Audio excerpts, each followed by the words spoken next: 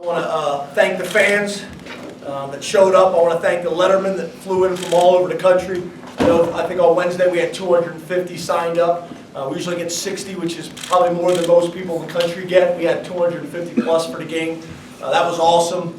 The fact that the students drove back in, with this being Thanksgiving break, and they drove back in for the game was significant.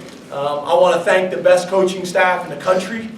These guys, we spend a lot of time together, care about one another, support one another, very creative, have a lot of fun.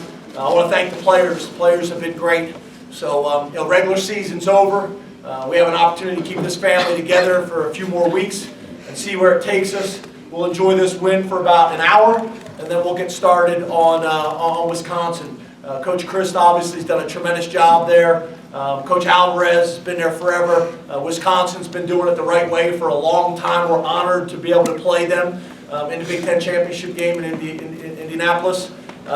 So I just want to thank everybody. Humbled for this night, humbled for the type of support that we get, and just so thankful for the guys in that locker room. It's been special. I think this team has the connection and the bond that they have for one another. We've overachieved and we keep overachieving, and we want to continue to do that. So I want to thank everybody. Thank you. Questions? James, to your left. What did you tell the team at halftime, and how confident were you because of your history in the second half? Yeah, we have done a great job making adjustments at halftime. We got to try to make those adjustments a little bit earlier. I think part of it is a young team. I think the number is I think for this game, I think we traveled 13 linemen to the hotel, and of those 13 linemen, I think 9 of them were freshmen. We're young.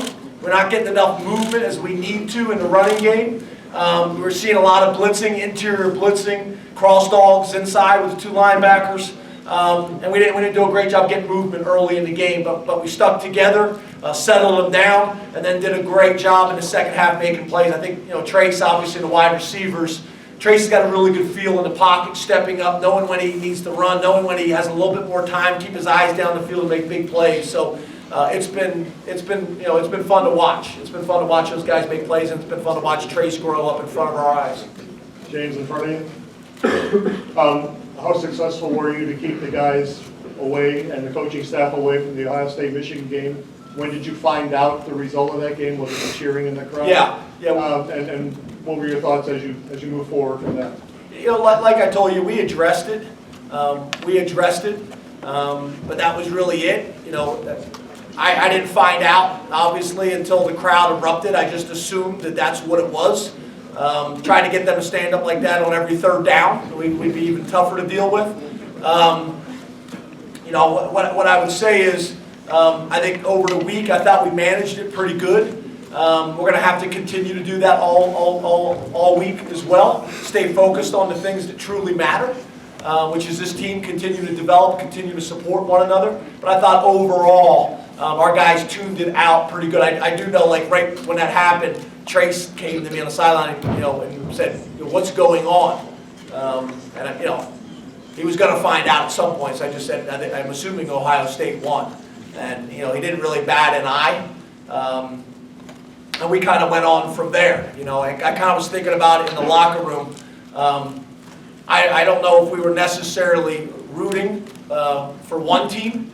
I wouldn't necessarily say we were doing that, but we sure did want another team to lose. Probably the best way to describe it. I'm not comfortable rooting. James, I can't remember another team that really never had a bad week, if you know what I mean, a down emotional week. And can you pinpoint one where they didn't play up to expectations, where they were emotionally kind of flat? Because you kept thinking it would happen, because it almost always happens, but then it never really happened. Well, and why? Yeah, probably the wrong question for you to ask, because what I mean by that is you guys get frustrated, I think, sometimes when I won't talk about this or won't talk about that, but we're pretty focused and pretty strict on our routine. I believe routine is very, very important for any team, any organization. Guys know what to expect. You don't talk about one game being a big game and another game you don't emphasize the same way, and they pick up on that. So we try to stick to it, and it's not really a show. It's something that we really believe in. Do the same thing in closed doors with the players that we do with you, and I want the message to be consistent. So I think that's helped. I think if you look at our track record, that's really kind of who we've been.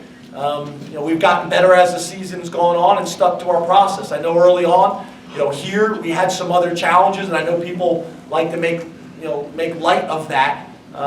But this is really who we've been. We kind of stick to the plan. We support one another. We love the hell out of these kids and support them every step of the way, and keep getting better. And that's kind of our secret sauce.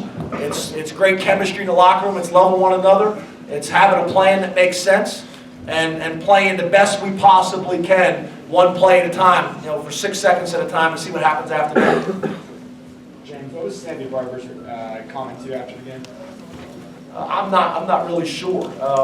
She was smiling. Eric Barron was smiling. Molly was smiling. I don't know. It was like the mom on Charlie Brown on the phone. It was just, and it wasn't that I wasn't paying attention. I was just so excited about the moment. She smiled, and I didn't need to say anything. She didn't need to say anything. We just hugged. Then I hugged President Barron. I kissed Molly. I kissed Sandy. And then I told President Barron he was getting a kiss too, whether he liked it or not. James, one of the halftime adjustments over here. Did you think that you guys had him set up for the deep ball in the first half with the short passes? No, but we did talk. No, but we did talk about.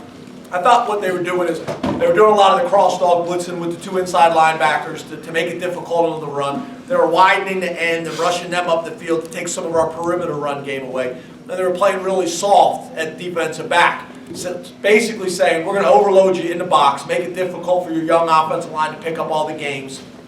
And we're not going to allow you to get the chunk plays on us.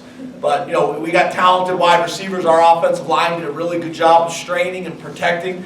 I think the move with Bates at tackle has really helped us because that's been a challenge for us. We've lost a bunch of linemen, especially offensive tackles, and Bates and Chaz have really done a nice job for us. So Guy's leadership has been great. But we got wide receivers and tight ends that we feel like if we can hold on to the ball and give them time to get down the field, they can make plays with it.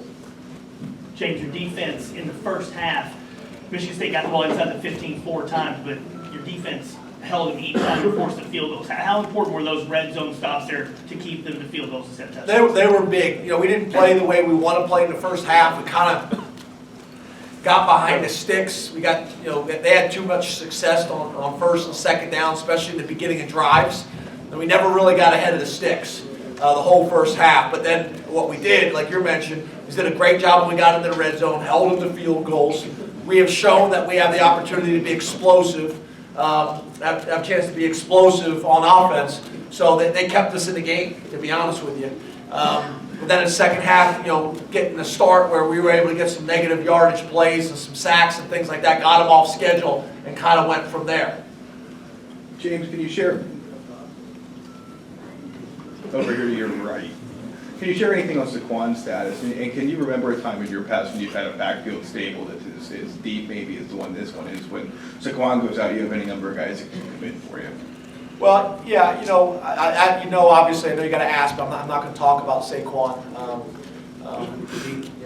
He'll have a great week and prepare and be ready to play this week based on what I know.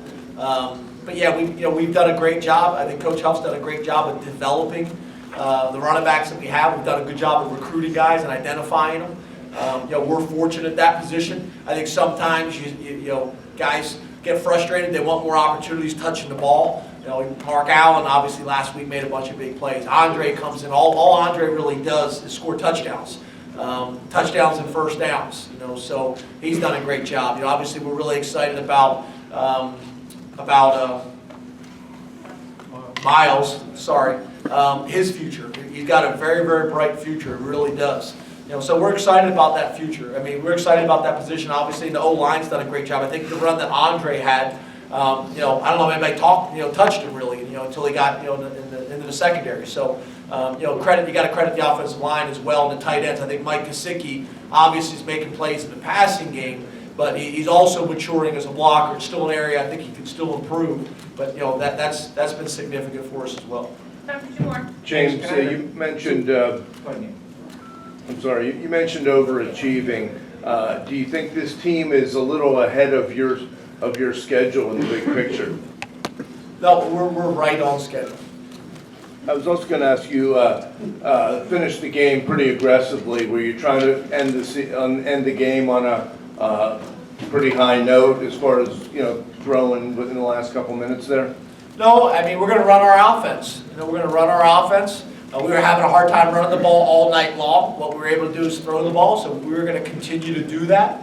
Nothing more than that. Nothing more than that. We had to run our offense. We tried to run the ball on the next drive, and we went 3 and out. The last thing you want to do is go 3 and out. You want to end the game on your terms, and if they're going to play a style of defense that's going to force us with our style of offense to throw the ball, then that's what we're going to do. James, two questions. One, can you give us at least an injury report on Brent Pry? We're wondering how his ribs are. Yeah, when we have success, we want to enjoy it. We want to enjoy it. So after we score a touchdown on offense, I literally beat the living hell out of Joe Moorhead as much as I possibly can. And then Pry, I took a shot at him. It wasn't probably a good idea because he broke his headset, and then he's trying to get his headset fixed so he could communicate. And then, later on, Trace came up and gave me a shot in my ribs, and it didn't feel so good. So I've moved on to handshakes now, congratulatory handshakes. Okay. Second part, you mentioned on your radio show on Tuesday night how the Michigan State game ended last year, that it didn't quite settle right. And I was just wondering if that was discussed internally this week about the way that game ended last year. No, we were focused on what we saw in film this year. We're focused on finding a way to be successful against Michigan State. Great program, Coach D'Antonio, great coach. That was it. Ghosts from last year. We haven't beat Michigan State, I think, since 2009. So if we're going to go back and chase all those ghosts, we wouldn't have been spending time on getting ready and preparing for the team that we have to play this year. So our focus was breaking down the film, getting those things corrected, and moving forward. And our guys are motivated on our standard of excellence that we have, nothing else. Our standard of excellence of who and what we want to be, week in and week out, day in and day out. Thanks, guys.